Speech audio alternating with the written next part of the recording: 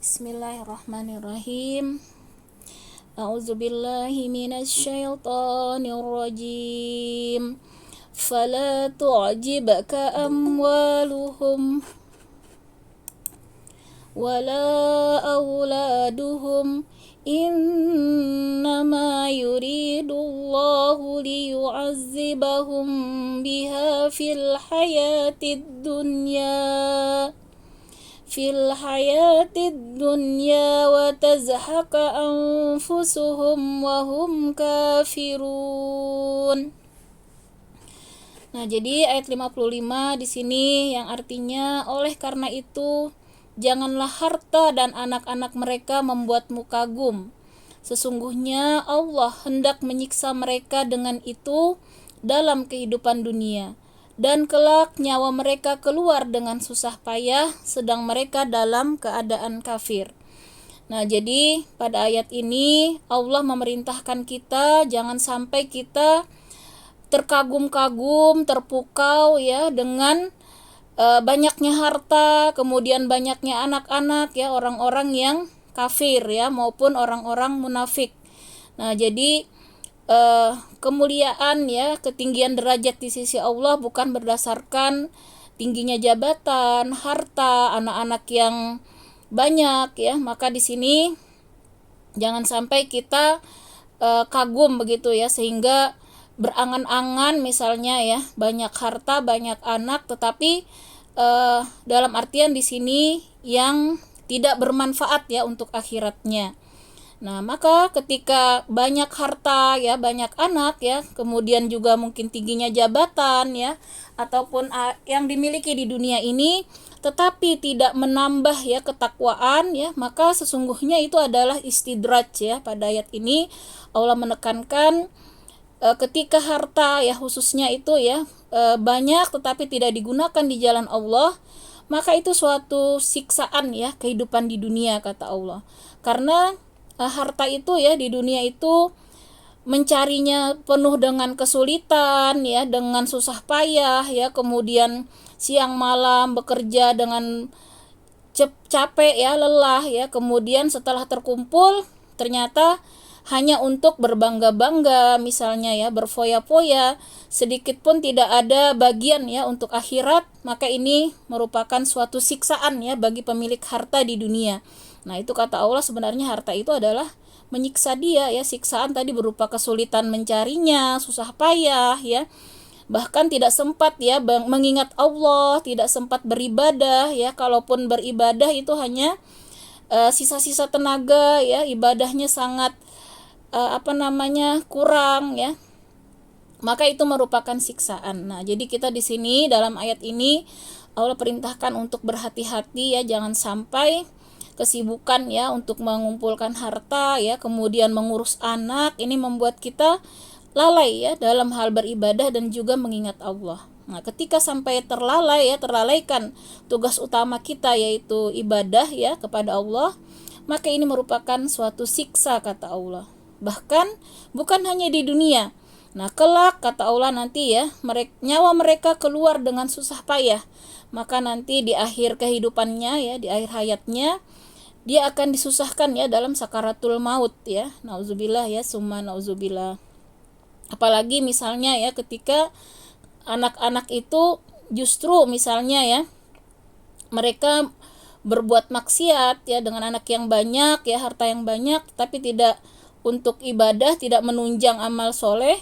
Nah, inilah ya yang merupakan siksaan di dunia. Bahkan janji Allah di akhir hayat pun ya dia akan susah dalam sakaratul mautnya ya, sedangkan mereka nah ini siksaan yang lebih berat lagi ya, keburukan yang lebih lagi, kehinaan yang lebih lagi ketika mereka meninggalnya dalam keadaan kafir.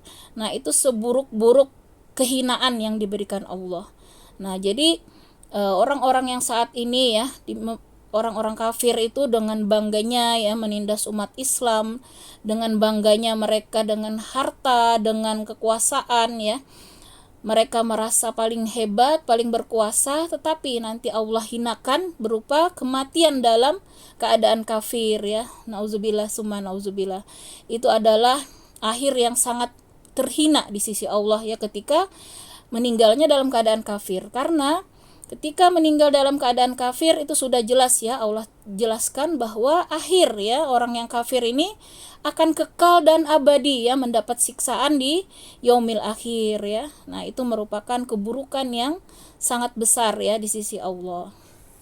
Ya, mungkin kita bisa melihat ya peristiwa, kalau ibu-ibu lihat itu ya akhir hidup seorang Ariel Sharon ya, Perdana Menteri Israel yang sebelumnya ya, di mana dia juga memiliki andil besar ya terhadap pembunuhan ya warga-warga Palestina.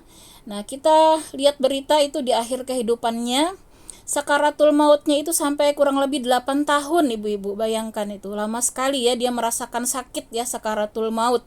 Jadi tidak meninggal, tidak juga dikatakan hidup dengan nyaman ya, karena dia tergantung alat-alat ya di seluruh tubuhnya.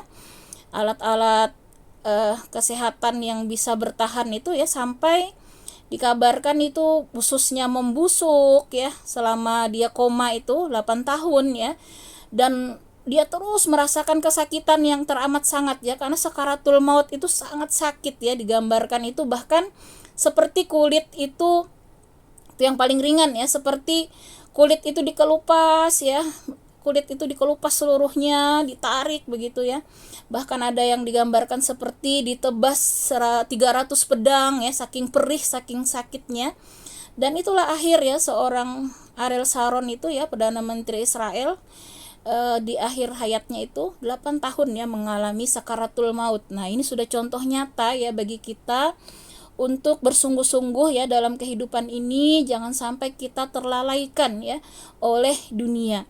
Nah, jadi kita tidak usahlah silau ya, bangga kemudian kagum ya melihat orang-orang kafir itu ya dengan kekuasaan, dengan harta bendanya ya, sama sekali itu tidak berguna ya ketika harta anak-anak itu tidak menambah keimanan, ketakwaan. Nah, bahkan itu adalah suatu siksa di dunia dan di akhirat. Nah, inilah tadabbur ya ayat ke-55. Kemudian, nah di sini di ayat 56 kita akan melihat bagaimana ya sifat orang-orang munafik ya. Allah gambarkan, wa yahlifuna billahi innahum laminkum wa ma hum minkum walakinnahum qaumun yafraqun. Jadi di sini ciri-ciri orang munafik ya Allah jelaskan, mereka itu orang-orang munafik bersumpah dengan nama Allah bahwa sesungguhnya mereka termasuk golonganmu, padahal mereka bukanlah dari golonganmu, tetapi mereka adalah kaum yang sangat takut kepadamu. Nah, ini adalah gambaran ya kaum munafik di Madinah ya ketika Islam itu berhasil ya menang ya, berhasil berkuasa. Maka orang-orang munafik ini ingin ketakutan mereka ya, ketakutan kalau sampai nanti mereka akan dihabisi ya, atau dengan kekafiran tentunya mereka khawatir ya, kalau takut dimusuhi, takut sekali dengan Nabi dan para sahabat ya, sehingga mereka ini bersumpah dengan nama Allah, menyatakan keislaman ya, menyatakan termasuk golongan Rasulullah ya. Tapi Allah bongkar ya sumpah mereka ini palsu, dan Allah nyatakan sesungguhnya mereka itu bukan termasuk golonganmu, golongan Rasulullah ya, karena mereka itu berkata-kata tidak sesuai dengan apa yang ada di hati mereka. Jadi Allah bongkar, padahal di hati mereka itu sangat membenci Rasulullah ya. Dan mereka bersumpah itu tadi hanya karena takut ya dengan Rasulullah. Mereka takut dengan kekuasaan Islam. Jadi berpura-puralah mereka menjadi Islam, menjadi golongan kaum muslimin. Nah, inilah juga salah satu ya ujian pada hari ini ya, di mana Allah uji saudara kita di Palestina ya. Maka di sini juga Allah akan menguji kita ya, kita akan berpihak kemana ya. Di situ akan terlihat ya keimanan yang sungguh-sungguh dan mana yang kaum munafikun, bahkan yang kafir ya. Kalau yang kafir sudah jelas ya, yang mendukung Israel itu ya, ada negara-negara yang mendukung ya, walaupun pemerintahnya tentunya ya, kalaupun masyarakatnya ada juga yang tidak sesuai ya dengan pemerintahnya. Dari sini kita bisa melihat, akhirnya Allah lihat dengan jelas ya mana yang benar-benar beriman ya, mana yang abu-abu ya, kemana yang munafik ya, mana juga yang golongan kafir. Nah, itulah di balik ujian itu Allah ingin menyeleksi lagi ya, ingin memilih lagi mana yang pantas ya untuk berjuang ya untuk memenangkan Islam. Karena janji ya di dalam hadis Rasulullah, kelak kita itu kembali akan berjaya ya. Islam itu kembali akan berjaya. Nah, sekarang makanya kita harus yakin ya dengan janji Allah dan Rasul itu pasti terjadi. Nah, kita walaupun mungkin tidak sempat bertemu ya, walau alam ya, apakah kita nanti sempat bertemu atau tidak ya dengan kemenangan Islam. Yang jelas hari ini kita memantaskan diri kita untuk menjadi bagian yang diridai Allah ya. Jadi ketika kita nanti menghadap Allah, maka kita mudah-mudahan ya mendapat ridho ya, rahmat dari Allah. Nah, tentunya kita akan melihat bagaimana terulang kembali ya, sejarah itu selalu berulang ya. Misalnya kita ingat zaman Fir'aun ya misalnya. Maka siapa yang kita dukung? Apakah Fir'aun ya ataukah Nabi Musa ya? Nah, yang membawa syariat Allah. Nah, disitulah akan teruji ya ketika pada hari ini mana yang kita dukung. Pada Allah sudah jelaskan ya bahwa orang-orang yang terus ya memperjuangkan Islam dengan tulus ikhlas ya hanya meraih ridha Allah, itulah yang pantas untuk Allah ridhoi ya. Nah, sementara di manakah kita berpihak?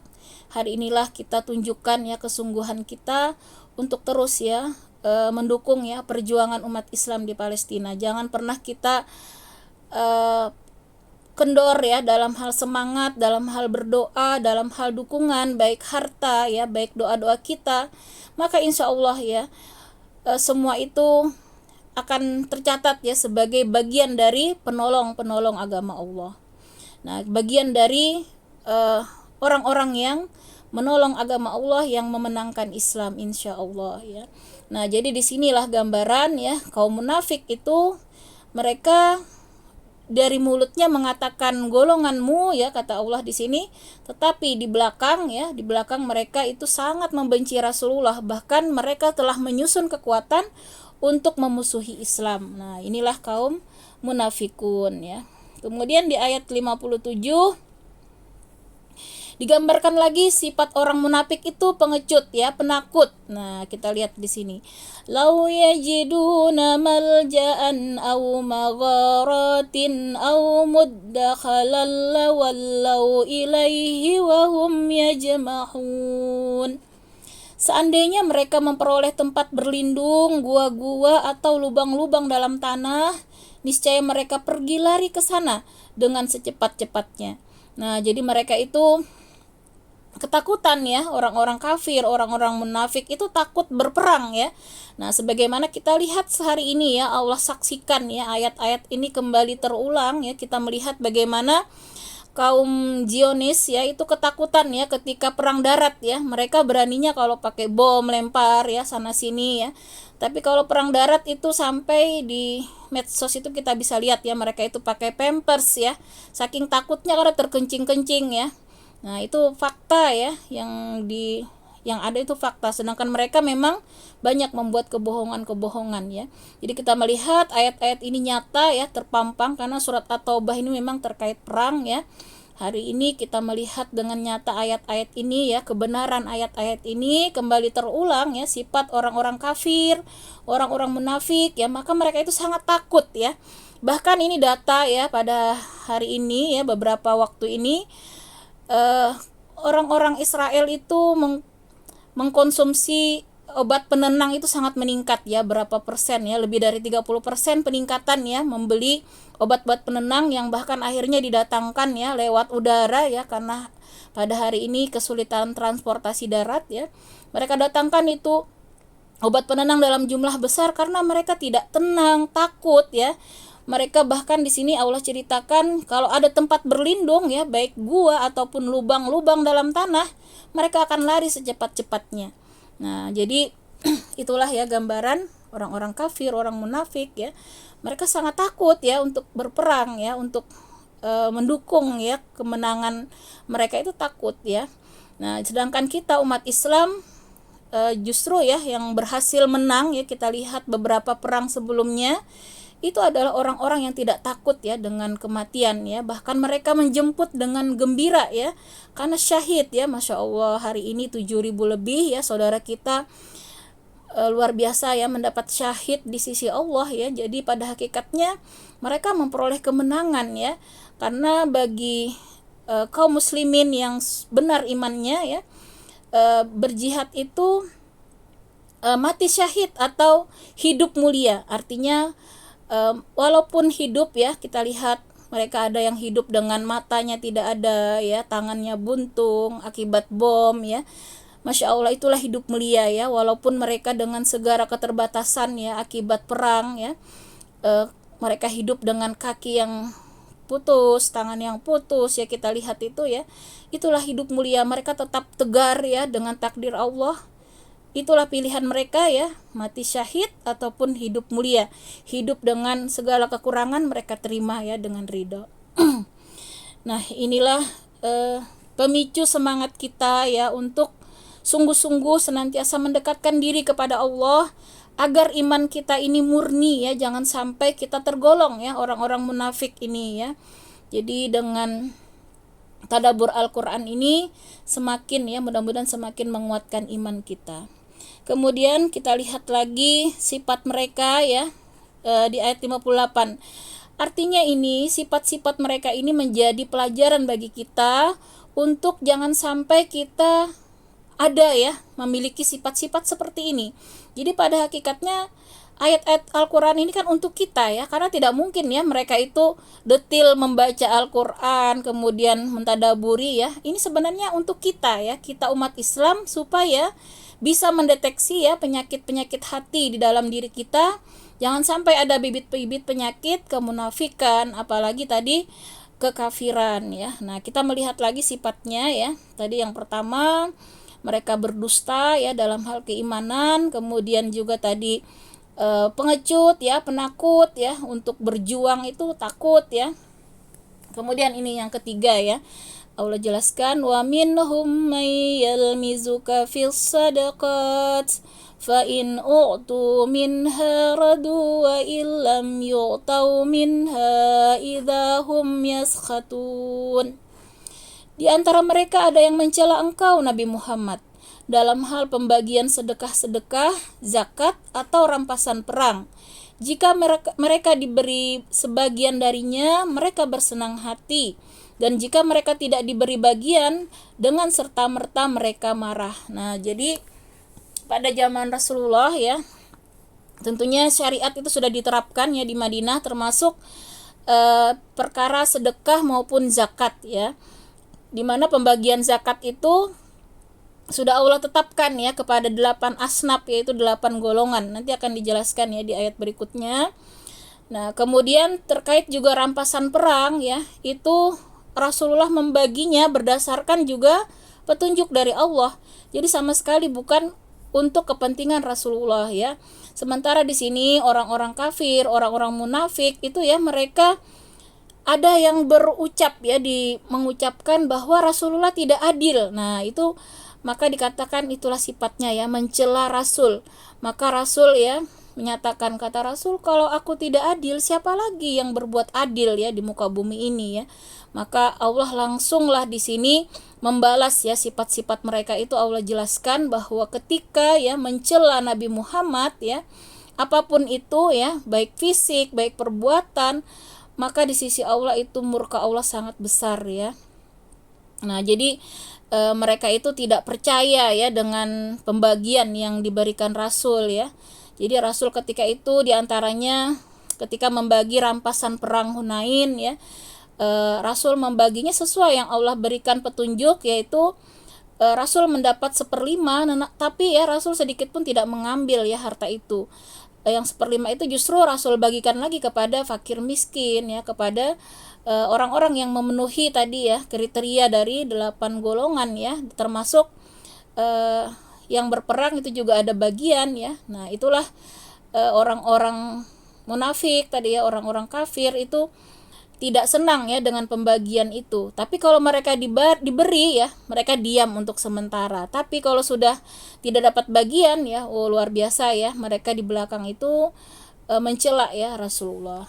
Makanya di sini pada hari ini jangan sampai ya kita mencela ya Rasulullah ya, jangan sampai ada prasangka-prasangka buruk ya yang sering dilontarkan ya orang-orang kafir. Itu kan Rasul digambarkan yang kartun-kartun jelek ya. Kalau di luar negeri itu ya kita melihat bagaimana dinistakan sedemikian rupa ya, termasuk Al-Qur'an ya. Ada yang bahkan pada hari ini dia menginjak-injak Al-Qur'an ya, nauzubillah ya, summa nauzubillah. Sudahnya yang membakar ya.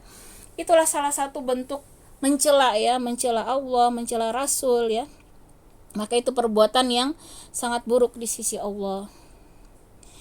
Nah, kemudian di ayat 59, bagaimana sikap kita seharusnya ya dengan segala keputusan Allah dan ketentuan ya yang Rasulullah jalankan ya sesuai petunjuk Allah. Maka di sini ya Allah berikan petunjuk bagi kita umat Islam, walau annahum radu ma atahumullahu wa rasuluh wa qalu hasbunallahu sayu'tinallahu min fadlihi wa rasuluhu inna ilallahi ragibun. Nah, jadi kita ketika menerima perintah Allah maupun Rasul, jadi kita di sini harusnya ridho ya dengan segala ketentuan Allah, takdir Allah dalam hal apapun. Jadi ketika Allah timpakan apapun kepada kita, mau itu menyenangkan, mau menyedihkan buat kita, maka yang pertama kita harus ridho ya, harus ikhlas, harus ridho, menerima, lapang dada dan berbaik sangka. Jangan pernah kita berprasangka buruk ya kepada Allah dan Rasul. Nah, maka di sini kata Allah, seandainya mereka benar-benar ridho dengan apa yang diberikan kepada mereka oleh Allah dan Rasulnya, dan berkata cukuplah Allah bagi kami. Nah, jadi harusnya ketika kita menerima apapun ya takdir Allah, maka yang kita ucapkan di sini hasbunallah ya. Jadi cukuplah Allah bagi kami. Nah, jadi artinya kita menerima dengan ridho, dengan ikhlas ya apapun yang Allah takdirkan untuk kita. Dan kita harus yakin bahwa takdir Allah itu pasti yang terbaik ya untuk kita. Nah, maka kata Allah ketika kita bisa menerima dengan ridho dan mengucapkan tadi hasbunallah ya, cukuplah Allah ya bagi kami, maka janji Allah akan memberikan kepada kami sebagian dari karunia-Nya. Nih, Masya Allah ya, Allah menjanjikan akan diberikan karunia-Nya, artinya ya itu akan menjadi kebaikan yang besar ya, baik berupa musibah ya. Kalau kita ikhlas, ridho, maka itu jadi penggugur dosa ya. Begitu juga kalau berupa kebaikan ya, nikmat kita syukuri, maka akan terus Allah tambah ya karunia-Nya. Demikian pula Rasulnya. Nah, jadi artinya di sini sesungguhnya kata Allah kami adalah. Nah, jadi di sini kita harus ucapkan ya, sesungguhnya kami adalah orang-orang yang selalu berharap kepada Allah. Nah, jadi kita sebagai umat Islam yang mempunyai keimanan yang benar ya, syaratnya tadi yang pertama harus ridho dengan segala ketentuan Allah. Kita ucapkan hasbunallah ya. Kemudian kalaupun ini ya harapan kita ya, kita meminta pertolongan hanya kepada Allah lah. Nah, sekarang hari ini kita belajar ya dari bangsa Palestina bagaimana mereka ternyata tidak bisa berharap kepada negara-negara lain ya. Mereka telah teriak-teriak ya kepada negara-negara Arab, negara-negara Islam. Namun yang ada hanya kecaman-kecaman ya.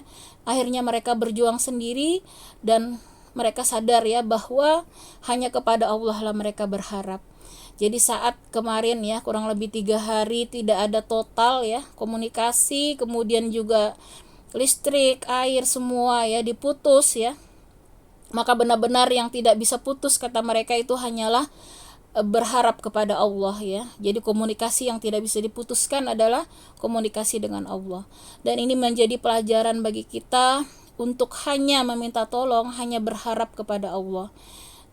Ini menjadi pelajaran bagi seluruh umat Islam ya, bagaimana betapa kita hari ini sangat lemah ya, sehingga tidak bisa kita menolong ya kecuali hanya doa, hanya bantuan berupa harta ya, kita tidak punya kekuatan ya pada hari ini. Nah, disinilah musuh melihat ya betapa umat Islam ini saat ini sangat lemah, jumlahnya sangat banyak, tapi seperti buih di lautan ya, sebagaimana hadis Rasul ya. Inilah yang terjadi ya, umat Islam akhir zaman banyak namun tidak punya kekuatan ya. Nah, maka dari itu kembalilah kita bersungguh-sungguh ya untuk mendekatkan diri kepada Allah. Kekuatan itu akan kita dapat ya ketika kita kembali sungguh-sungguh untuk mendekatkan diri kepada Allah melalui Al-Quran, melalui sunnah ya, kita terapkan minimal dalam diri kita, dalam keluarga kita ya, di masyarakat ya, insya Allah itulah yang kembali akan menjayakan Islam di muka bumi ini ya. Nah, kemudian kita lihat lagi di ayat 60 di sini Allah menjelaskan bahwa tadi yang Rasul bagi itu ya sesuai petunjuk Allah. Ayat inilah menjadi dasarnya ya, bahwa zakat itu diberikan ya kepada, ada di sini 8 golongan ya, kalau tidak salah nanti bisa dihitung sini. Mari kita lihat ya golongan-golongan yang berhak ya untuk menerima zakat ya. Innamas sadaqatu lil fuqara'i wal masakini wal 'amilina 'alaiha wal mu'allafati qulubuhum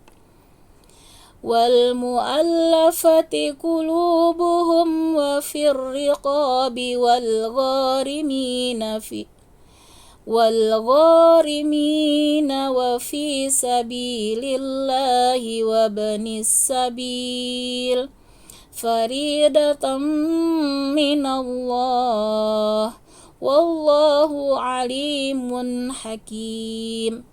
Nah, jadi di sini Allah tegaskan ya, Rasul membagi ya zakat tadi itu bukan berdasarkan kepentingan Rasul ya, tetapi berdasarkan syariat yang sudah Allah tetapkan di sini, yaitu berdasarkan ayat 60 ini ya, bahwa sesungguhnya zakat itu hanyalah untuk, nah jadi di sini yang berhak ya menerima zakat yang pertama orang-orang fakir.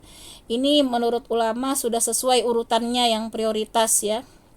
Jadi kalau menurut Imam Syafi'i ya, orang fakir itu kategorinya dia ya misalnya yang cacat kadang ya, yang tidak bisa berusaha, mungkin yang sudah tua renta ya, sehingga dia benar-benar di sini memerlukan pertolongan ya.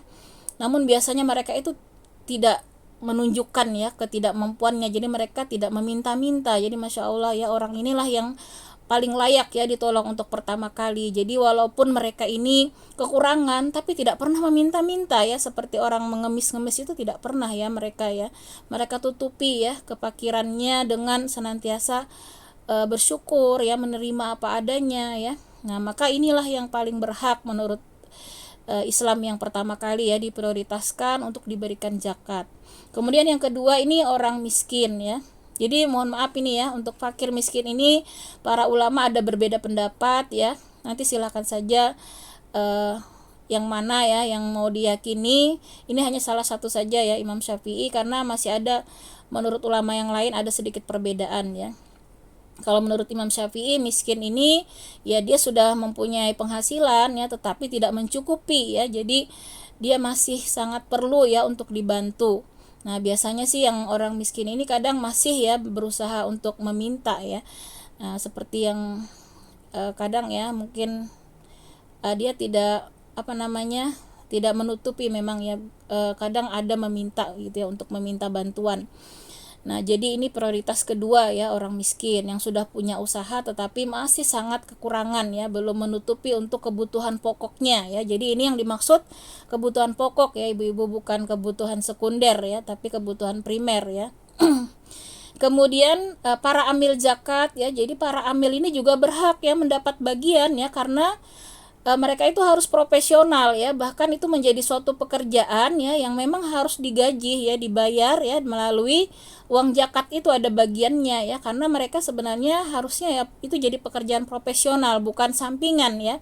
Jadi harus benar-benar dia mengamati ya data-data yang mana yang layak, tadi yang fakir, yang miskin ya. Kemudian di sini nanti ada orang-orang yang mu'alaf ya. Mu'alaf ini juga zaman Rasulullah ya, orang-orang yang baru masuk Islam ini diberi perhatian ya, supaya keislamannya semakin kuat ya. Karena ada pada zaman Rasulullah itu orang kafir yang asalnya sangat memusuhi Rasul ya. Namun ketika Islam itu menang, dia masuk Islam dan mendapat ya harta berupa 100 ekor unta ya, bahkan ada yang mendapat lebih, itu mereka sangat senang sampai berkata, dulu katanya Rasulullah itu adalah orang yang paling aku benci, sekarang dia adalah orang yang paling aku cintai. Nah ternyata dengan diberi Rasul ya berupa bagian ya, termasuk ketika itu rampasan perang dan juga bagian dari zakat, itu akan semakin menambah keimanan mereka ya. Jadi mu'alaf ini memang perlu menjadi perhatian kita juga untuk dikuatkan mereka ya, supaya mereka tidak kembali ya. Karena banyak kejadian ya ketika orang mu'alaf ini tidak diperhatikan ya oleh umat Islam, dia merasa akhirnya kok susah ya, tidak ada yang peduli. Nah bisa jadi nanti imannya goyah ya dan dia kembali. Maka dari itu orang-orang mu'alaf ini juga menjadi perhatian ya umat Islam untuk mendapatkan ya bagian dari zakat ya. Kemudian di sini juga yang berhak mendapat selanjutnya adalah para budak ya atau hamba sahaya. Nah jadi orang-orang yang tertawan ya, kalau sekarang itu tawanan ya. Nah jadi tawanan itu misalnya dia dibebaskan dengan syarat sekian uang atau apa gitu ya pembebasnya, maka itu mereka berhak ya untuk mendapatkan, supaya mereka dapat bebas ya, dapat keluar ya dari perbudakan ataupun tawanan ya. Seperti saat ini banyak sekali saudara kita ditawan ya di Palestina itu, maka itu harta-harta kita yang kita kirim itu bisa ya dialokasikan untuk membebaskan mereka. Nah, kemudian di sini membebaskan orang-orang yang berhutang. Nah, ini juga ya ketika yang berhutang ini benar-benar ya untuk makan sehari-hari saja misalnya dia tidak sanggup ya, apalagi untuk membayar hutangnya, maka ini juga berhak ya mendapatkan bagian zakat ya. Jadi amil zakat itu juga harus mendata ya orang-orang yang perlu ya dibantu dalam hal membebaskan hutangnya. Nah, karena itu boleh ya dialokasikan ya dari zakat itu. Karena ternyata ya kalau zakat itu benar semuanya itu, maka akan banyak sekali terkumpul ya. Bayangkan saja ya 2,5% setiap tahun ya dari harta-harta umat Islam. Itu sampai di zaman Khalifah Umar bin Abdul Aziz ya, ketika zakat itu maksimal dikelola ya, bahkan tidak ditemukan lagi orang yang berhak menerima zakat ya, saking semuanya sudah sejahtera ya, sudah selalu mendapat santunan, akhirnya kaya semuanya ya, sampai bingung ya mau dikasih kemana ya. Masya Allah ya. Nah itulah ketika umat Islam itu keimanannya tinggi, sadar ya kan kewajiban. Tidak ada ceritanya kita itu susah berobat, susah pendidikan ya, karena dalam Islam pendidikan ya, kesehatan itu harus gratis ya, harus digunakan dari diantaranya ya uang umat ini dibolehkan ya dalam hal pengelolaan ya, dari sedekah, infak maupun zakat ya. Jadi Masya Allah ibu-ibu, kalau Islam itu ditegakkan dengan benar ya, maka sejahtera lahir batin ya, bukan hanya orang Islam ya, bahkan orang-orang kafir pun akan merasakan ya kebahagiaan, rahmatan lil alamin. Nah kita bisa lihat tuh ya di medsos ya, orang-orang Yahudi yang masih murni masih lurus ya, yang tidak ikut-ikutan Zionis ya, mereka bersaksi ya bahwa mereka itu sangat tentram hidup di bawah kekhalifahan Turki Utsmani waktu itu ya, yang terakhir ya, mereka rasakan mereka hidup damai, berdampingan, dan bahkan mereka ketika diusir oleh negara-negara lain, justru negara Islamlah yang melindungi mereka ya, yang memberikan mereka ketenangan ya. Nah makanya mereka juga mengecam tuh ya Israel saat ini ya, Yahudi saat ini yang Zionis ya, yang mengatasnamakan Yahudi tapi luar biasa ya menghancurkan umat Islam. Nah maka di sini ya kemudian selanjutnya yang juga berhak ya untuk mendapat bagian zakat adalah orang-orang yang sedang dalam perjalanan ya. Jadi misalnya musafir ya, walaupun dia kaya ya, tapi ketika di perjalanan dia kehabisan bekal, maka dia dibolehkan ya untuk menerima zakat dalam hal ini selama keperluan untuk dia sampai pulang saja. Jadi dibolehkan ya dia mendapatkan bagian zakat untuk keperluan selama perjalanannya, misalnya untuk kebutuhan makannya, kebutuhan transportnya ya, sampai dia kembali ke daerah asalnya, maka ini juga berhak ya untuk mendapatkan zakat. Nah maka Allah tegaskan pembagian ini ya berdasarkan keputusan Allah yang maha mengetahui lagi maha bijaksana. Artinya ini adalah keputusan yang sangat adil ya, yang pasti akan memberikan kemaslahatan ya. Jadi sangat buruk ya ketika orang-orang kafir, orang munafik tadi mengatakan bahwa Rasul itu tidak adil ya. Maka Allah tegaskan ini merupakan suatu hal yang sangat bijaksana ya, karena berdasarkan keputusan Allah. Nah, kemudian di ayat terakhir kembali ya Allah tegaskan bagaimana sifat orang munafik ini ya. Wa minhumul ladzina yu'zunan nabiyya wa yaquluna huwa uzun. Qul uzunu khairil lakum yu'minu billahi wa yu'minu lil mu'minina wa rahmatul lil ladzina amanu minkum walladzina yu'zuna rasulallahi lahum azabun alim. Dan mereka kaum munafik adalah orang-orang yang menyakiti Nabi Muhammad dan mengatakan, dia adalah telinga yang menampung dan mempercayai semua apa yang didengarnya tanpa seleksi. Katakanlah Nabi Muhammad adalah telinga yang baik bagi kamu. Dia beriman kepada Allah, mempercayai orang-orang mukmin, dan menjadi rahmat bagi orang-orang yang beriman di antara kamu. Orang-orang yang menyakiti Rasulullah, bagi mereka azab yang sangat pedih. Nah, jadi mereka ini ya, kaum munafik ini menyakiti Nabi dengan cara mengolok-olok ya di belakang Nabi. Mereka katakan Nabi itu terlalu mudah percaya ya dengan mereka. Jadi mereka olok-olok ya. Enak aja kita, pokoknya kalau sama Rasulullah itu katanya kita bersumpah aja dengan nama Allah gitu ya. Kita beriman, pasti dia percaya. Nah, itulah ya yang membuat mereka di sini akhirnya mengatakan ya bahwa telinga Nabi itu menampung, mempercayai semua yang dia dengar, kata mereka, tanpa diseleksi. Nah, maka Allah bantah di sini ya bahwa Rasulullah itu sebenarnya sudah mendapat petunjuk ya, tetapi selama dia masih mengaku beriman ya, walaupun dia munafik, maka Rasulullah tetap memperlakukannya sebagaimana orang Islam ya. Padahal Rasulullah itu sudah mendapat info dari Allah siapa-siapa saja yang munafik ya. Jadi jangan dikira kata Allah bahwa telinga Rasul itu tadi ya, yang seperti mereka katakan ya, menampung segalanya, percaya tanpa diseleksi. Nah, di sini Allah bantah bahwa telinga Rasul itu adalah telinga yang baik ya. Dia beriman kepada Allah, kata Allah di sini, mempercayai orang mukmin, menjadi rahmat ya bagi kamu ya orang-orang beriman. Maka janji Allah ya, orang-orang yang menyakiti Rasul ini, yang memburuk-burukan Rasulullah ini, janji Allah adalah azab yang sangat pedih ya. Nauzubillah summa nauzubillah. Jadi ada satu sahabat itu yang tahu ya, yang diberikan kepercayaan oleh Rasul menyimpan ya nama-nama yang munafik ya. Namanya Huzaifah ya bin Yaman ya kalau tidak salah. Tapi yang sahabat yang lain itu tidak ada yang tahu ya. Bahkan Umar sendiri itu penasaran siapa saja, bahkan dia juga bertanya apakah aku termasuk munafik ya, takut sekali karena yang diberi kabar itu khusus ternyata cuma Huzaifah al-Yaman itu ya. Nah, jadi jangan dikira ya Nabi itu sudah tahu sebenarnya ya siapa-siapa yang munafik ya. Tapi itulah ya, Masya Allah, Islam itu karena rahmat ya. Jadi ketika masih mengaku Islam ya tetaplah dia diperlakukan seperti umat Islam. Namun, nah jangan dikira dia aman ya, karena di sini Allah tegaskan bahwa mereka nanti akan mendapat azab yang sangat pedih ya, walaupun di dunia mereka tetap diperlakukan sebagaimana umat Islam yang lain ya. Jangan senang dulu kata Allah ibaratnya ya, karena azab yang pedih sudah menanti ya. Bahkan orang munafik ini dia berada di dasar ya dari neraka jahanam ya, bahkan lebih berat ya siksanya daripada orang kafir sekalipun ya, karena mengaku Islam tapi dia menghancurkan Islam dari dalam.